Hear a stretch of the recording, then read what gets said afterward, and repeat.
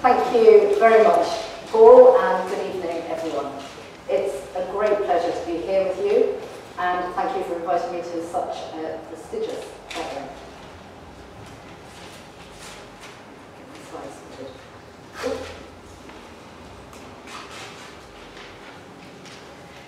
So, until April, I was Chief Executive of Go On UK, the charity founded and chaired by Martha Lane Fox, to ensure that everyone had the basic digital skills they needed to lead a successful life.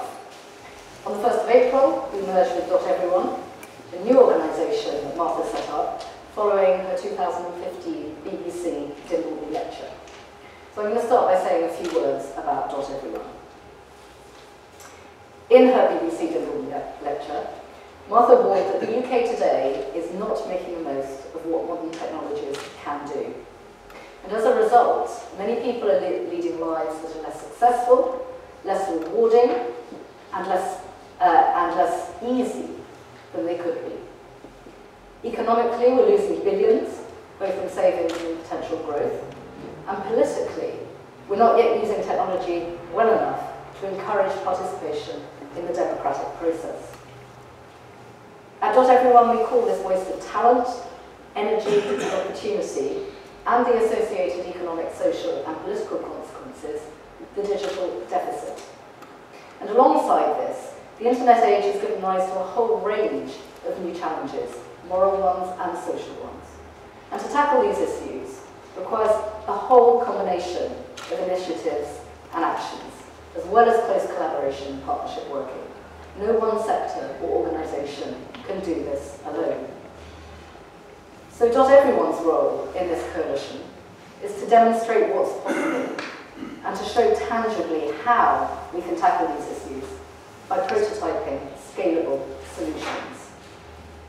So that's a very brief taste of Doteveryone. But tonight I'm going to be talking specifically about how digital can be harnessed for positive outcomes and improving business productivity. So first, let's have a look at the context. As this slide shows, the pace of technological change has been extraordinarily fast compared to any of the other major advances in our history, going right back to the printing press in the 1440s.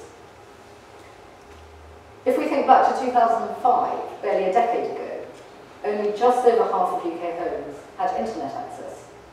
The iPhone was still 2 years away from being launched, and the iPad didn't appear until 2010. In 2005, Twitter didn't yet exist, and Facebook had only been going for a year.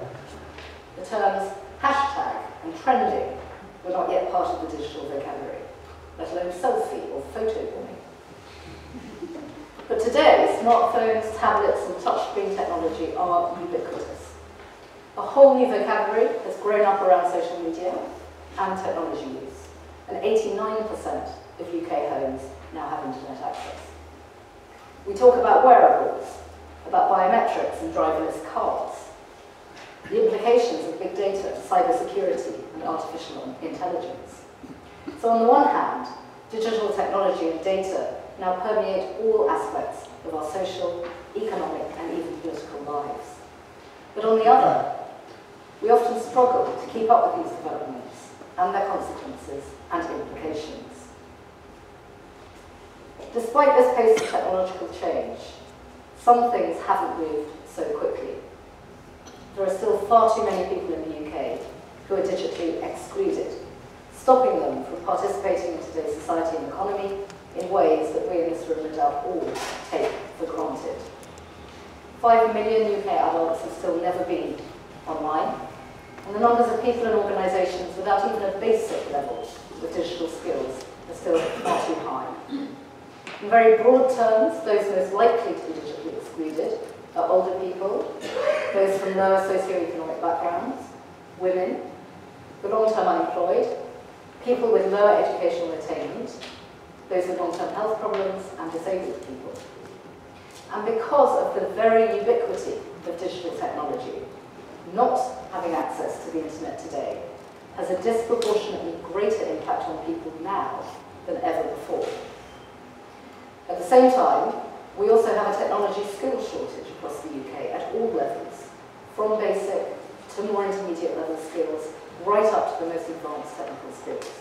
And this shortage is reflected across all sectors, private, public, and not-for-profit.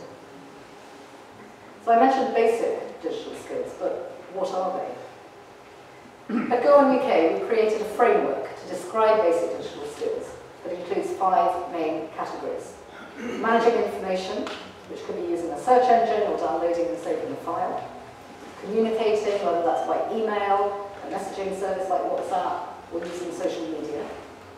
Transacting, either by completing an online application form, or shopping or banking online.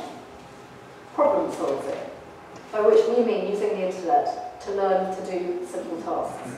For example, by watching a video on YouTube, or using an online help resource. And finally, creating, which could be creating a CV, or feedback on a service, or for a small business or charity, creating a very basic website. Now these categories are all very outcome-based. They focus on what people need to be able to do to lead a successful life. They're not about learning to use a particular piece of hardware or software.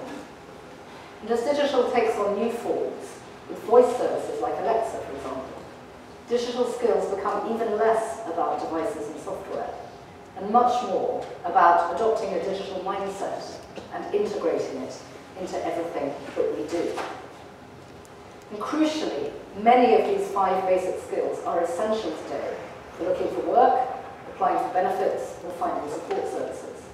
And ironically, as more public services move online, many of those most in need of these services are those without the skills to access them. So in effect, digital has now become a core skill alongside literacy and numeracy.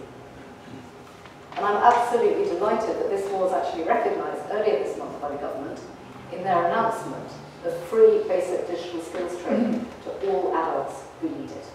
And to quote, "In today's digital economy, being able to use modern technology and navigate the internet should be considered as important as English and maths.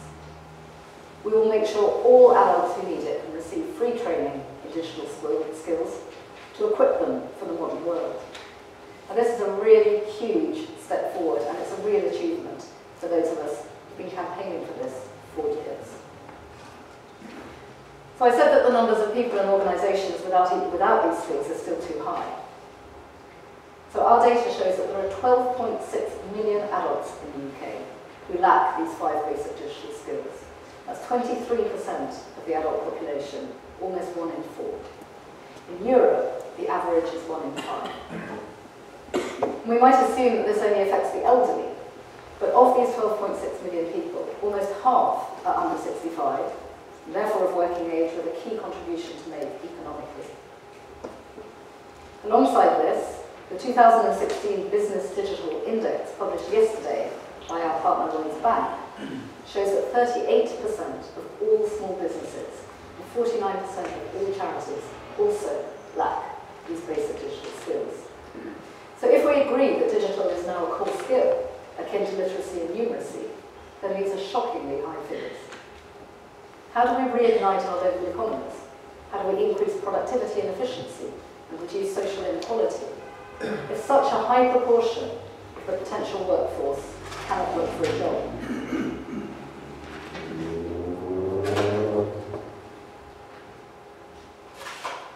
And if 90% of all jobs are now estimated to require digital skills, how will these people do the job even if they manage to get one? We're also very quick to assume that all young people are digital natives. And it's true that new generations are growing up with technology all around them and find it instinctively accessible and easy to use. And in fact, I saw a toddler on the bus the other day. She was trying to swipe rather than turn the pages of a magazine, and getting extremely frustrated when it didn't work. So young people may well be much more comfortable than those using social media and messaging services, the communicating element of the 5 basic digital skills I showed you. And yet many are unable to apply this ability to any of the other categories. So many young people, for example, have difficulty searching for jobs online, they can't fill in application forms, or create a CV or LinkedIn profile. So it's not the case that all digital natives have the necessary skills that they need for life. As I said earlier, digital skills are far more than IT training. Digital is truly transformational. For people, digital skills improve a whole range of outcomes, including employability, financial inclusion, social mobility, and better health and well-being. For businesses, these skills improve profitability, efficiency, productivity, employee engagement, and customer satisfaction. And for charities, basic digital skills help them to run themselves more effectively, but also help them to increase their reach, get their message out more widely, take online donations, and connect with far more people that can benefit from their services. So this slide is taken from the Evaluate IT Digital Inclusion Outcomes Framework, a mouthful, that was published last year by the government's Digital Inclusion Research Working Group. This group is made up of a range of organisations, including ours, and the framework demonstrates the breadth of positive outcomes that flow from having at least a basic level of digital skills. So, if those are some of the positive outcomes of having digital skills, let's look now at the economic impact. There are many different ways of quantifying the digital deficit. Back in 2012, a report produced for Go UK showed that the estimated annual loss to our GDP of not embracing digital fully was £63 billion. This was quoted again in the House of Commons Science and Technology Select Committee report on digital skills that came out in June. In 2014, a report by BT showed that the social return on investment for a new internet user was over £1,000, rising to over £3,000 for a more advanced user. Last November, Go UK and Tinder Foundation commissioned the Centre for Economic and Business Research to look again at the economic case for basic digital skills. This report found that providing every adult in the UK with basic digital skills and a simple device to use them would cost £1.65 billion. However, the net present value over 10 years would be £14.3 billion, with a direct benefit to government of £1.8 billion a year, more than the original one-off investment. So this represents a return of almost £10 for every £1 spent. It's very, very compelling. Research produced by Lloyds Bank in January shows that on average people save £744 a year by being online, using cost comparison websites, or accessing online deals, and proportionately, people on lower incomes save even more. So those with an annual income of less than £15,000 save on average £516 per year. So that's equivalent to about 6 weekly family shops or nearly 6 months' fuel bill. So this is significant. So given all of these benefits, why are people still digitally excluded and what can we do about it? Well, lack of skills and confidence is only one of the factors that leads to digital exclusion. The most common other reasons are inability to access the internet because of a lack of connectivity, whether that's broadband or 4G, and cost, whether of the devices or of the connectivity itself. Just today there was a story on the BBC website from Age UK saying that many pensioners can't afford a broadband connection. So for small organisations, interestingly, access is less of a barrier than lack of time. Time for them to learn about digital, time for them to train their staff, and time to implement the necessary business change. Cybersecurity is also a growing obstacle to businesses going online, with 14% now citing this as the main barrier. So the point of these diagrams is to show that we need all of these three, what I call hygiene factors, in place to avoid exclusion. We can't tackle them in isolation, they're completely interdependent. But linking all of these three factors, whether you're an individual or a small organisation, is motivation. If people fundamentally don't believe that using the internet will be relevant to their world and their needs, it will be almost impossible to persuade them. We've heard Paul talking about his mother, Chinese takeaway, maybe if she looked online, I've got the Chinese takeaway online, that might help her. So there's no one-size-fits-all reason for digital exclusion, and therefore there's no one-size-fits-all solution either. So to help better understand the whole issue, we produced the first ever digital exclusion heat map last October, which shows an overall indicator of likely digital exclusion at local authority level. The darker the area, the more likely the level of exclusion. This is the very first map of its kind, and it combines 8 core metrics to calculate the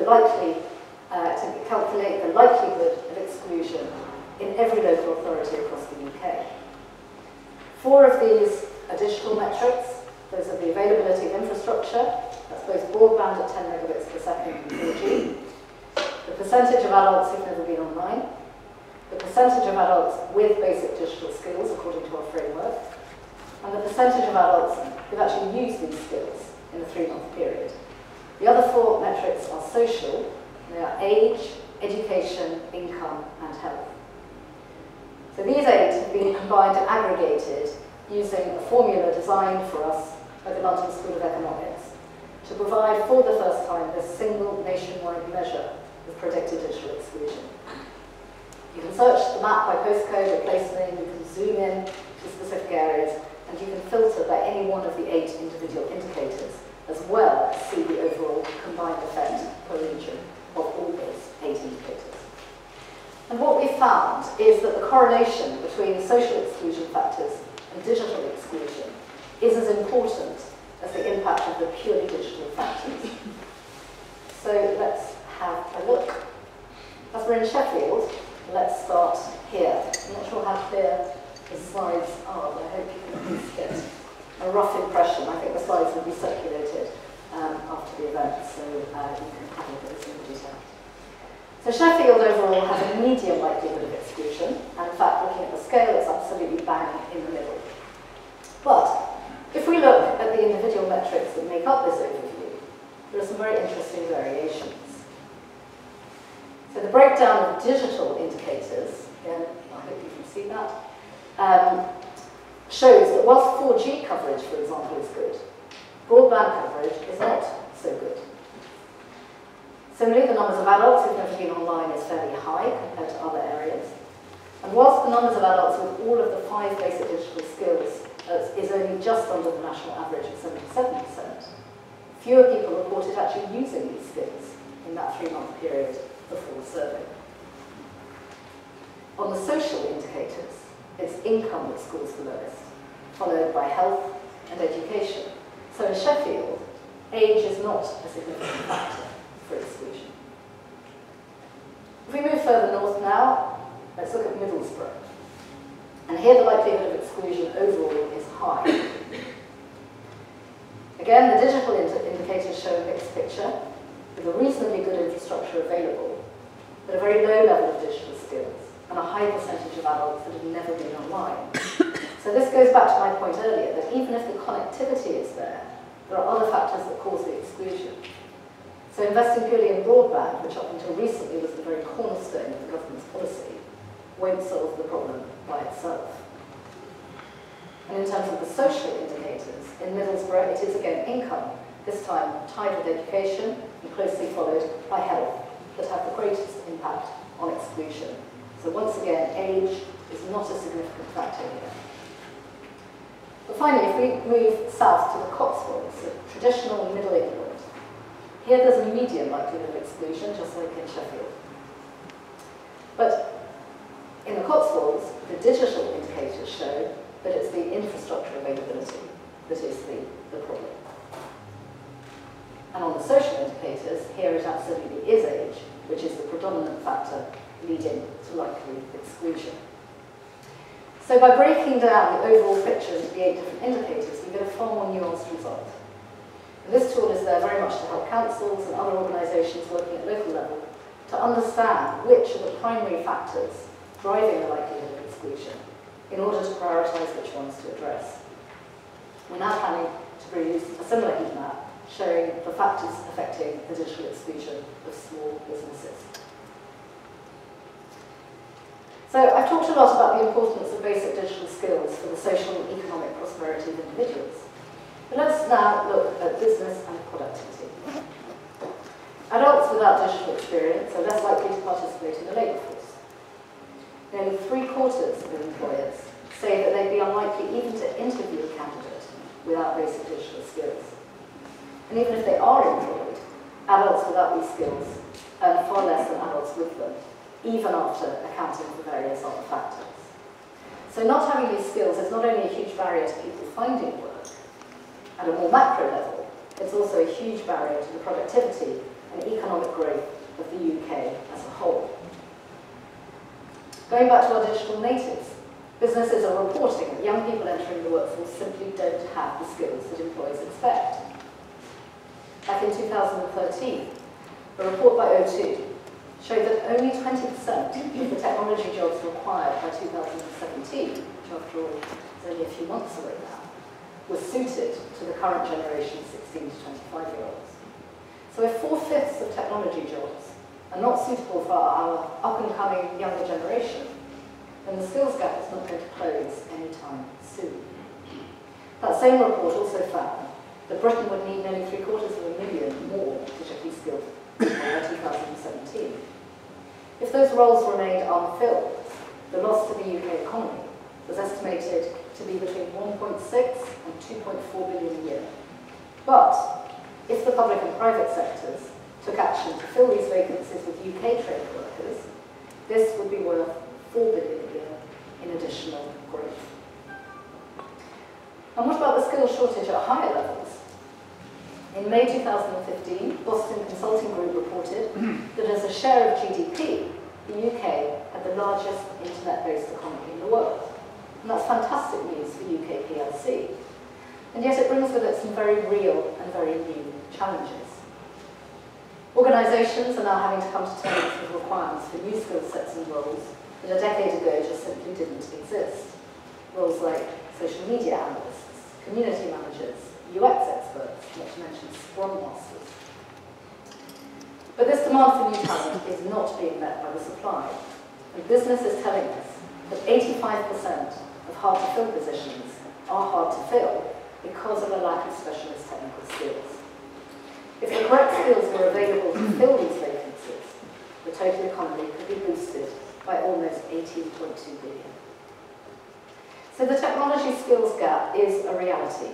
And looking at these figures, an expensive reality at that. So we may currently lead the world's digital economy as a percentage of our GDP, but without a strong pipeline of skills and talent, we won't be able to sustain this lead. It's interesting that according to the European Commission's latest Digital Economy and Society Index, the DESI, that came out in June, the UK is slipping in terms of its digital development compared to the rest of Europe. This index placed the UK in the category lagging ahead, meaning that overall it performs well, but further development has now slowed and has actually fallen behind the progress made by the EU as a whole. So how then do we begin to tackle such a critical issue? I want to look now at three main areas: leadership, gender balance, and education. So today, roles are shifting, and almost every role requires some form of digital literacy. In non-technical roles, whether you're marketing staff, you need to use the internet to sell your companies. If you're call centre staff, you need to be able to monitor social media to understand customer satisfaction levels. If you're HR staff, you need to collect the right data to manage recruitment and engagement. And even warehouse staff need to use programs for stock control. But at the same time, the technical staff also need to understand how to work with the business to ensure that the customer need is met, whether that customer is a fellow employee, a citizen, or a consumer. So there's a much more fluid relationship emerging now between strategy setting, delivery, and outcome. As a result, digital is no longer a separate specialism that's only for the few. So instead, all leaders within any organisation, whether that's commercial, public, or voluntary, whether they work in a formal digital role or not, need the digital skills and understanding to inform and develop their business strategy. And on boards, this means trustees and non-execs too. It also means our MPs and elected representatives and other opinion formers and decision makers. But not only that, the entire workforce equally needs the digital understanding and skills to then deliver that strategy.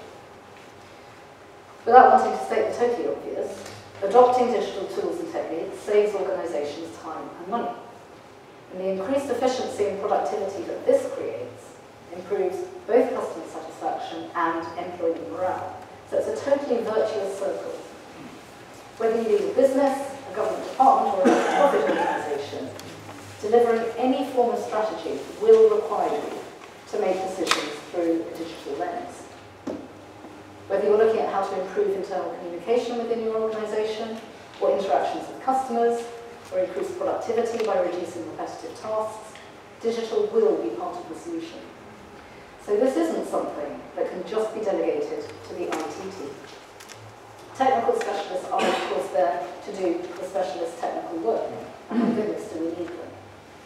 But all leaders need to understand how that technical work will then benefit their business.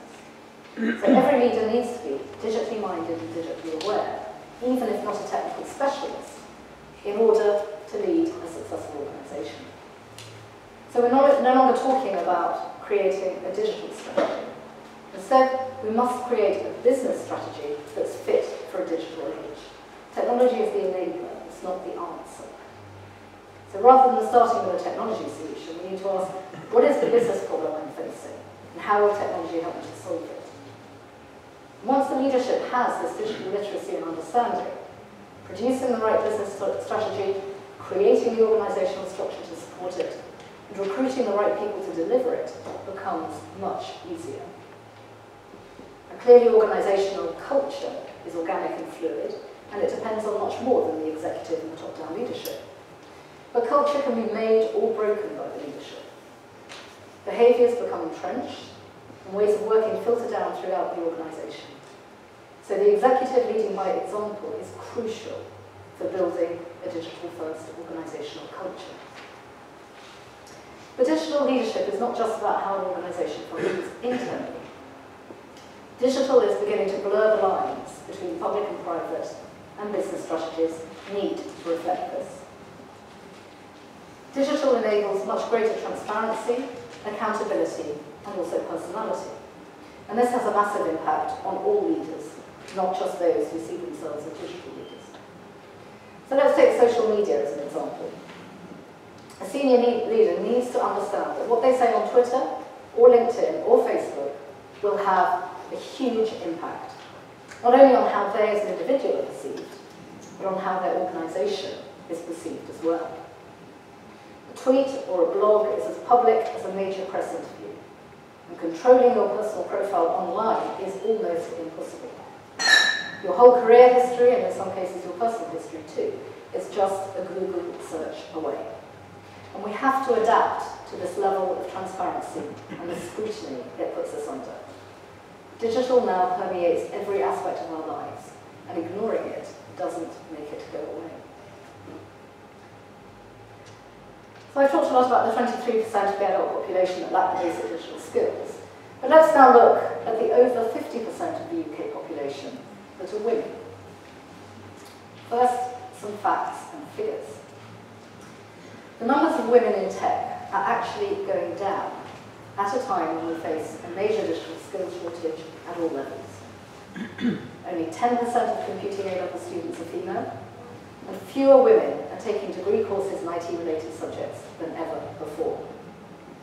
Whilst women make up 47% of the labour market, only 17% of tech specialists working in the UK are women. But against that, females consistently achieve higher grades than males in IT-related subjects. Women now outnumber men in almost 2/3 of degree subjects. And a 2014 Gallup report showed that a mixed gender workforce actively improves a company's financial as well as business performance. Diversity in all its forms is essential for business success. If your workforce better matches your customer base, then you're going to provide better products and services. There are high-profile examples of technology developed by men that doesn't take into account women's needs. For example, health tracker apps that don't cover periods, or male crash test guides that make seatbelts actually 40% less safe for women than for men. So at Doteveryone, we crunched some numbers. And we found that to get to equal numbers of men and women in tech roles in the next 10 years, every single tech role from last June until 2026 would need to go to a woman. And if we do nothing at all, it will take to 2094 to reach that gender parity naturally. So clearly, there is a disconnect between achieving the gender balance that will profit an organisation, as the Gallup survey shows, and the attraction of tech careers to women. Is this really about women not having the ability? Or is it about the culture and role models that they, and particularly young women, associate with tech? Is the old stereotype that to work in tech you must be geeky or nerdy and male still putting women off? I met a sixth former a few months ago, a male sixth former, who said that no one in his school wanted to do computer science A-level because it was too nerdy. As he put it, it wasn't cool. And if the boys are finding it nerdy, most girls at that age certainly do. So how do we change that image of tech from nerdy to cool? And not just for school kids, but also for women at all ages.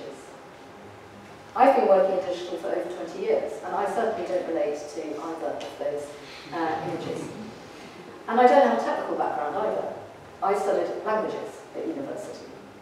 But I do understand how digital improves the economic, social, and political outcomes, and the transformational application of technology. Many, many tech roles require creativity, problem-solving, emotional intelligence, and other non-macho qualities, as much as non-tech roles do. And yet this is not the way that tech roles are seen. So we need to attract young women into tech, but also to remember that not all of the ways technology is applied in the workplace are traditionally techy. So moving on from the culture and stereotypes, what about the work environment? Does that support the way women increasingly want and need to work? So women, and indeed men, expect a greater level of flexibility in the workplace than ever before. Self-employment is growing faster amongst women than men, and the proportion of women working as self-employed IT specialists has more than doubled over the past decade. So whilst tech businesses may be putting huge efforts into innovating effectively in their products and services, are they innovating enough in the way they run their businesses in order to attract more women? Another aspect of the work environment is the language we use. Is the language of tech so full of jargon that it becomes a closed shop?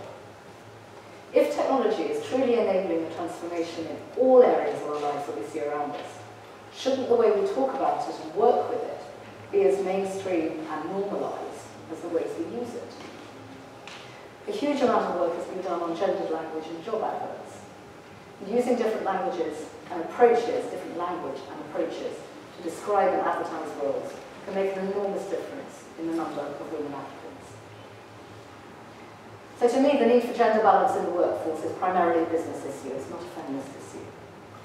If working cultures are reinforcing silos and negative stereotypes for half of our population, then we'll never become a leading digital nation. Another key issue for women is that of unconscious or implicit bias, and in some cases, even conscious bias. So my favourite example of the bias which female role models are constantly having to overcome is what happens when you Google for images of CEO. The first 37 images are all of men. They're predominantly white and wearing suits. The 38th image is Barbie.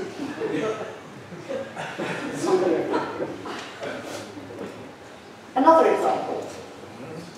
Why is it that gadgets are always called boys' toys? At the moment, the shops are absolutely flooded now with Christmas catalogues. But if you flick through them, the gender stereotypes are again clearly reinforced under presents for her and presents for him. Presents for her, predominantly fashion, makeup, jewellery. Presents for him, gadgets and boys' toys. Which brings me on to education and training. Interestingly, the gender imbalance starts early on. There's a significant drop in girls participating in tech courses from age 14 onwards, despite the fact that girls consistently achieve higher grades than boys in these subjects. Research by Nestle showed that 87% of boys and 76% of girls said they were interested in digital making, the more creative aspects of digital. But girls were significantly less confident in their abilities. Girls were also much less interested in learning about technology for its own sake. And with much of the public narrative being around programming and coding, which are the most common activities used to getting young people interested in tech, this is a big issue. The Nestle research showed that the demand from young people is to make things that are a culturally relevant part of their lives, not necessarily to learn to code. I'm not suggesting that learning to code is a bad thing, but it isn't the silver bullet that many people think it is. So unfortunately, it would seem that we are failing both the organisations that need the skills and the young people who should be gaining them. Computer science graduates have one of the highest unemployment rates of any degree subject, despite the shortage of digitally skilled employees. So this suggests to me that the current curriculum is not focused on the right skills mix. It needs to expand its focus on soft skills like team working, problem solving and communications, alongside the concentration on purely technical skills. And it needs to ensure it remains as relevant as technology continues to develop. Employers' representatives should be much more closely involved in planning new curricula and modules to ensure that the supply of skills is more adequately matched to demand. This isn't difficult to do, but it's just not happening.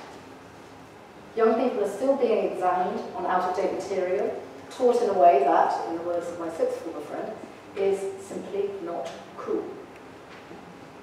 We also need much greater support for organisations that want to provide on-the-job training.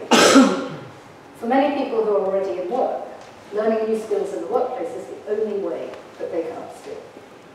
But many organisations, especially smaller ones, simply don't have the time or the funding to help employees to upgrade their skills.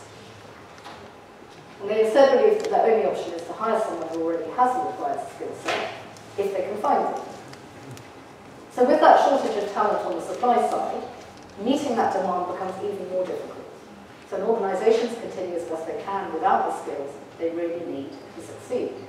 So this whole cycle becomes entirely unsustainable and unacceptable.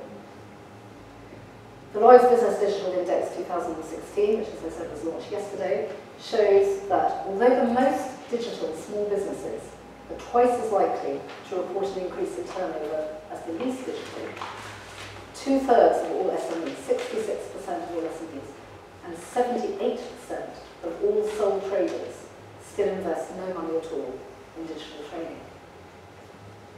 So ensuring that the education system provides young people with the right skills for life, and that employers receive incentives and support to provide appropriate on-the-job training, are both essential if we're to continue to be a competitive digital economy. This is very much lifelong learning. Digital needs to be embedded in every aspect of skills provision and learning, throughout every life phase, if we're to keep up with the pace of technological change. Finally, I just want to look at public service reform. You hear a lot about it. So it's no secret that central and local government need to find cheaper and more effective ways of delivering services to their citizens. At the same time, expectations are rising, and the citizen is becoming not just the consumer of government services, but the customer too. Users of digital technology now expect to interact with public services in the same way they do in other areas of their life, wherever they choose, whenever they choose, and in a personalised way that suits them. And we need to continue to innovate technologically in order to meet this expectation. But we also need to ensure that these services can be used by the 23% of the population that don't even have basic digital skills. So for public services, going digital by default is not enough. Services need to be designed for the user, not for the convenience of the provider, and be fully accessible across all devices if they're to meet the needs of all citizens. This is about engagement, about listening, an end-to-end business process redesign. It's not just about creating a fancy front end. So digital is becoming the organising principle of our world.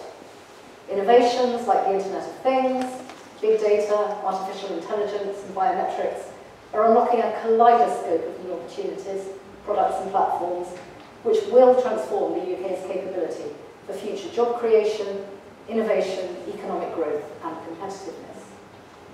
If we address the areas of digital leadership, gender equality and education, in which I include basic digital skills for all, I believe we can create a new momentum and ecosystem in which we can flourish socially, economically and democratically. And this is all the more important in a post-Brexit world, where we need to find new trade and economic models to maintain our competitiveness, and not to mention attracting digitally skilled workers. So what do we do about it? I'd like to pose a few questions and challenges to get you thinking about your own roles and influence, whether you work in the private or public sectors, or indeed in academia. So what products and services do you make available online? And are these the most relevant and useful for your customers and users? Does digital underpin your wider work to design and deliver better products and services, and to improve efficiency and staff retention in the workplace?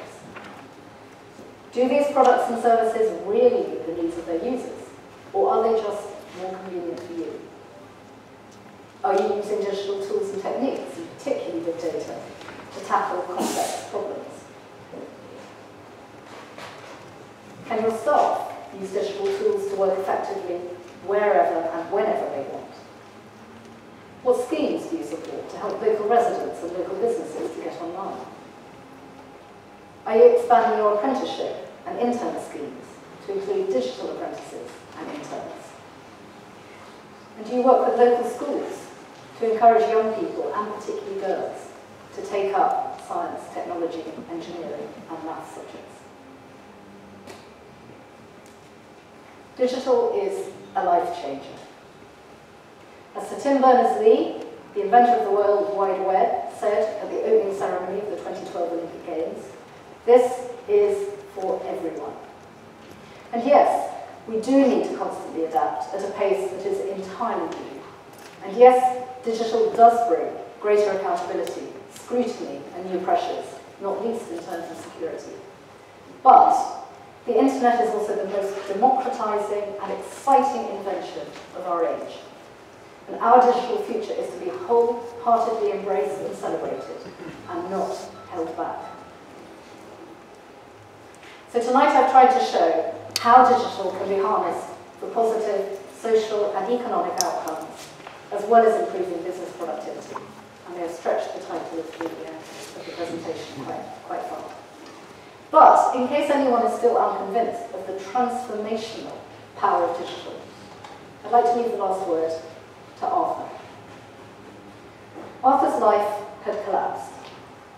He was digitally excluded, in poor health, estranged from his family, unemployed, and living in temporary accommodation when he came to one of the digital zones that we helped to set up in Croydon. This is what he has to say. If you saw me in October, I didn't talk to anybody. That's the change from November till April. That's the change. I ended up in a charitable Langley House supportive housing. Come along here one day to make an inquiry about some benefits. They asked me for an email address. And I said, well, I haven't got one of those. You know, what are they? Then I ended up coming to the digital zone, which is here. It's a bit of a meeting place as well, because there's some other people there, some lads and women, all about the same age, and we talk about the past and today, how we're getting on. We share the information with each other. The first one I started learning was how to use the mouse, and you gradually move on to the keyboard, computers, the internet. I could even book a doctor's appointment. I could find out how to travel somewhere, and it's just endless. There's endless amount of information and knowledge. Being an avid Crystal Palace supporter, I went to Villa Park in 1990 to see the semi-final and the final at Wembley. I actually got it up onto the computer to watch again, and it just brought back all into memory. So that was the exciting thing that I found about it, is that you can just press a button and bring back something or anything you need to look at. The place I'm staying in, I've told them about it, and they've got a thing up on the wall. So I just love what I'm doing at the moment, and it's making me want to get out of bed in the morning.